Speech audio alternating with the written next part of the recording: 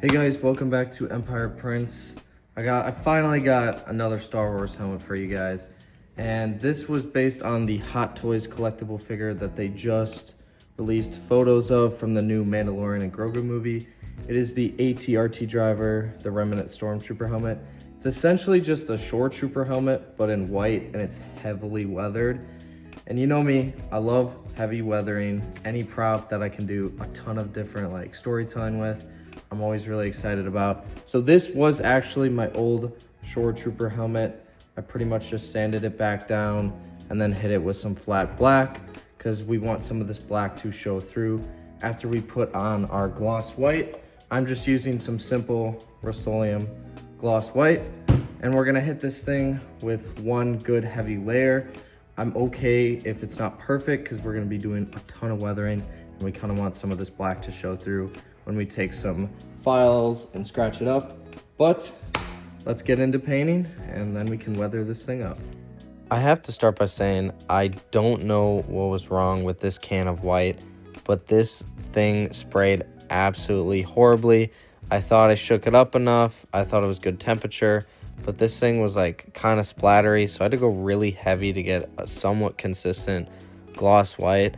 I don't know what it is. I should probably use a different brand when I do those gloss spray paints, but it's not a big deal. We just did one heavy coat and it came out good. We're going to be weathering this, so it wasn't a huge deal. And then, unfortunately, because this helmet was already assembled, as it was my previous shoretrooper helmet, all the detail parts had to be hand painted. This was pretty tedious and a little bit annoying. I had to do a couple touch-ups to make sure none of that black was not where it's supposed to be. I know I was going to be weathering this, but I still wanted the detail parts to look neat. So I just went in with a brush, but if you're making this helmet, I used a Galactic Armory's file. Everything's split up nice and easy for you, so when you make this from scratch, you're not going to have to go through this, unless you assemble it right away. But past this tedious part, then we can start going on to the weathering process. As I said earlier in the video, we're going to come in with a file and we're just going to hit all those high points, all those edges, give some scratches throughout the helmet. Be careful, you can go overboard. I definitely went a little much. I'm still very happy with the final product, but some of the scratches that I did with the file that I couldn't see were later revealed when I did the weather wash. They were simply just not visible to the white. I mean, white's a very hard color to see these scratches on, so definitely be careful when you're doing this, but it's a very dirty helmet as seen in the references, so go as crazy as you want or as little as you want. This is your helmet. I always like to tell a story with my helmets. I always say just gives a lot of character when you put this on a shelf or if you're doing a cosplay. And I have to ask you all, leave a comment down below if you're excited for the new Mandalorian movie. I'm definitely excited, but I'm definitely wary. Hopefully it builds on Ahsoka. I really love the Ahsoka show. I think with Thrawn and everything, it's such a cool storyline. So I really hope they build on that, but I'm still really excited to see the movie. Moving on to the weather wash. This is going to give us that initial grime layer over the whole helmet. I definitely went a little heavy on this wash. I had to come back in with a wet paper towel and kind of knock a lot of this down. It was way darker than I intended it to be. Always make your washes a little bit on the lighter side. You can always do multiple layers and bring it up more. But when you do a nice thick layer like I did, it's not impossible to get off, but it's definitely a lot harder. But just come in with a wet paper towel and you can wipe away the excess if it's too dirty for you. But I'm really happy with how the wash turned out. I kind of just use a mixture of brown and black. It doesn't matter what type of paint you use. I mostly just use that black and brown acrylic, cheap paints. You don't need to use anything expensive for this. So looking at the HotToys reference, you can see kind of that spotty dirt texture. It's kind of hard to tell because I couldn't zoom in super good. But I came in with my airbrush and I just took some Vallejo light brown paint and I just kind of dusted it over the whole helmet. I really built it up in those crevices too. I built it up a couple times, but I just came in with a wet microfiber and I just kind of dabbed away the excess. And I think it was really good for that initial kind of dust buildup and that kind of easy transition that you can get from an airbrush. You can use just normal dry brushing and other techniques to get this. I just prefer the airbrush. It makes your life so much easier when weathering these types of helmets.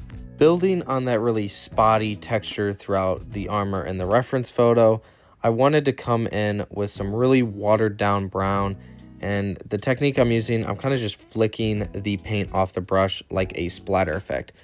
Based on the movie trailer and the references from Hot Toys, these guys are on ATRTs, so naturally you're gonna have stuff kind of splatter up into the helmet, and I just think it adds a lot more depth to the helmet, shows its use, and I just think it turned out really, really cool.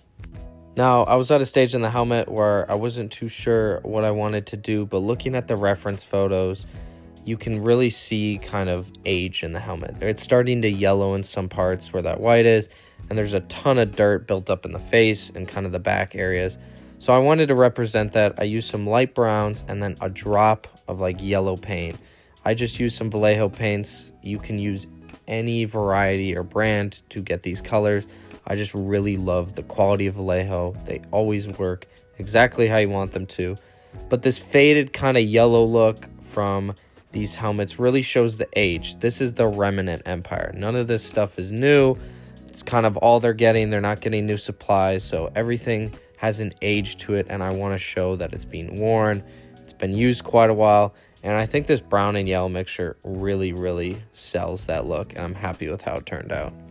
After our yellow-brown mixture, we can go into a darker brown. This is going to show more of a dirt buildup rather than that kind of faded white look and all the crevices.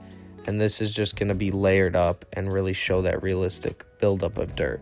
And that's what you want to do when you're weathering a helmet, especially a helmet that's heavily weathered. You want to do multiple layers. That is the best piece of advice I can give you. Layers are everything because they show that realistic buildup. That's how dirt would build on a helmet. Different layers, different colors, browns, greens, yellows, whatever you want to use. I have little references, so I'm just going based off the Hot Toys and a little snippage of the trailer, and I think it turned out really good. And then I had to go several times between this dark brown and that yellow brown and then wipe off excess. I didn't want it to look too much because you can't really go overboard, but I was really trying to match the Hot Toys best I can, and so it was just layers and layers, wiping away layers, and that's pretty much just a rinse and repeat process until you're happy with the final product. The last and final stage of this helmet is just putting in the visor. I'm just using a Hobart face shield off of Amazon. Now we can look at the glamour shots.